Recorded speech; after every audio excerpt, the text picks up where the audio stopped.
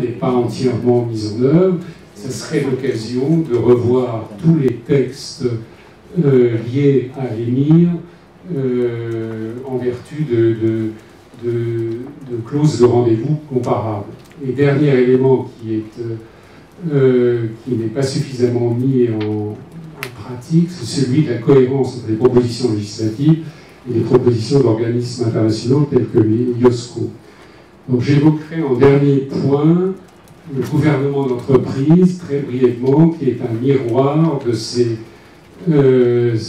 insuffisances constatées dans l'élaboration des propositions législatives communautaires.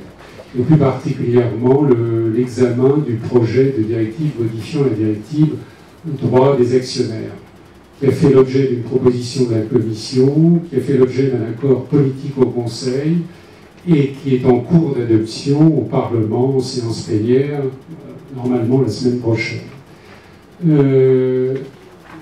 Les principaux, je voudrais souligner ici les principaux problèmes soulevés par la proposition de la Commission et par les propositions notamment du Parlement européen. Premièrement, la proposition de la Commission soulevait un problème de méthode. Alors que la Commission proposait d'uniformiser les pratiques nationales en la matière, alors que le droit des sociétés avait jusqu'à présent fait l'objet d'une harmonisation minimale. L'approche de la Commission était injustifiée compte tenu de la diversité des régimes juridiques nationaux, les différences dans l'équilibre entre les organes au sein de la société qui varient d'un État membre à l'autre, et des mécanismes mis en œuvre pour identifier les actionnaires, définir la rémunération des dirigeants, ainsi que le régime sur les transactions avec les particuliers. Le Conseil a suivi notre argumentation. Pour le Parlement européen, c'est encore assez ouvert. Alors, dernier commentaire concernant le processus de prise de décision.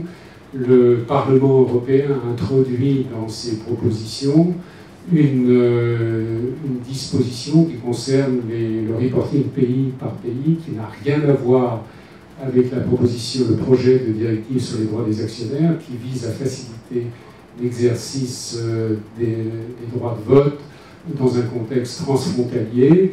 Le Parlement propose, du moins le rapporteur de la commission juridique qui a proposé une série d'amendements, le Parlement propose de lier la question du reporting pays par pays, qui a déjà été adopté, le reporting notamment fiscal pays par pays, qui a été adopté notamment pour les industries pétrolières et les industries extractives et forestières, et de l'étendre à l'ensemble des émetteurs.